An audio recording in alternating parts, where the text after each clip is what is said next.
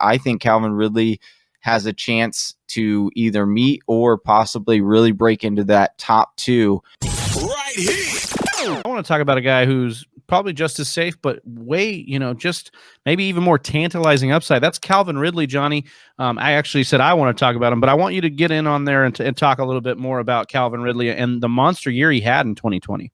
Yeah, so Calvin Ridley had a mega year. A lot of people were kind of on his bandwagon in the beginning of the season, saying that he was a sleeper. We were one of those people. We really liked his breakout. Even though Julio was there, we still said he has a talent and a knack for the end zone and getting receptions. He has a rapport with Matty Ice, and he sure did. He led that to 90 receptions on 143 targets. He had 1,374 receiving yards and 9 touchdowns. Travis, in 3 years of being pro, he has 10 touchdowns, 7 touchdowns, and 9 touchdowns in a season.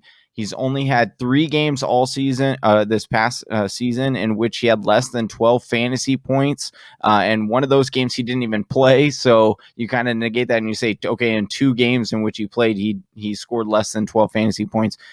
And then you look at what the situation is, right? Okay, I understand that Julio Jones wasn't in a lot of games. He was in and out of the lineup. They were dealing with a lot of last year as far as head coaching goes. Well, this offseason, they went out and brought in new head coach, and he will run the offense. His name is Arthur Smith.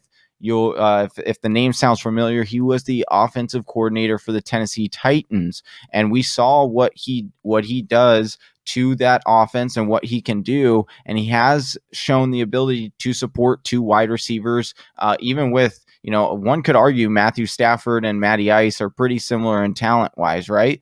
And so you would build the confidence. I think Calvin Ridley has a chance to either meet or possibly really break into that top 2 because he's always had the rapport in the touchdown area, and that's where you really need it. And now he's starting to get those targets and the receptions, Travis.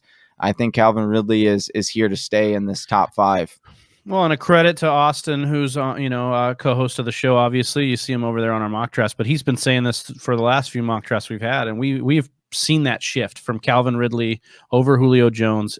Calvin seems to be the alpha, and obviously a lot of that was based on Julio's injuries, but Calvin seems to be a guy that scores touchdowns with Matt Ryan consistently, and that's not something that Julio Jones really has ever really done, and in a big way.